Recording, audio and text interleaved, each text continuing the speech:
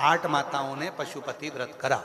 अब 8 माता जब पशुपति व्रत करेगी, मंदिर में जाएगी, प्रसाद के 2 हिस्से रखकर आएगी। ठीक है, समझ में आ रही है ना सभी को? प्रसाद के वो 2 हिस्से रखकर आएगी।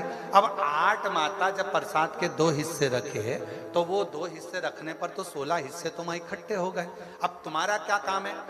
कई माताएं डरती है, प्रसाद को मैं उठाऊं कि नहीं उठाऊं, प्रसाद का मैं क्या करूं जो वो रख के गई है। तो आपका काम क्या है? आप अगर पशुपति व्रत नहीं कर रही हो, आपका यदि पशुपति व्रत नहीं है, तो एक बर्तन लेकर जाओ, उसमें प्रसाद को इकट्ठा करो और छोटे छोटे बच्चों को बड़े प्रेम से उस प्रसाद को आरती के बाद शाम को वितरण करो।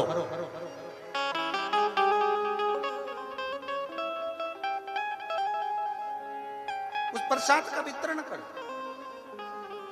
बच्चों को नहीं दे सकते तो गौ माता को, गौ माता को नहीं दे सकते कोई जीव को, पर उस प्रसाद को एकत्रित करना और उस प्रसाद को ले जाकर किसी को दे देना, मुख में आ जाना। और ये नहीं है कि गुरुजी वो दूसरे के पशुपति व्रत का प्रसाद मैं खा सकती हूँ कि नहीं खा सकती।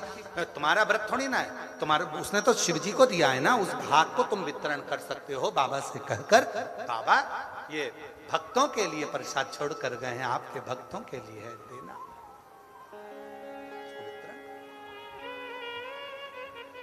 विराजमान है मंदिर में तो वो तो करते ही हैं, वो तो सब प्रसाद बांट ही देते हैं। पर कहीं कोई कोई शिवालय ऐसे भी हैं, हो सकता है आपके गांव में कोई मंदिर शंकर जी का ऐसा जहां कोई पुजारी जी ना हो, कोई पंडित जी ना हो, कोई विद्वज्जन ना हो, तो वहां कोई प्रसाद चढ़ाकर चले गए, रखा रिया रखा रिया रखा रिया।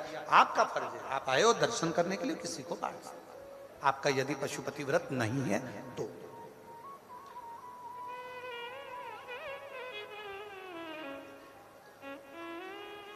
सेवा का फल मिलता जाए।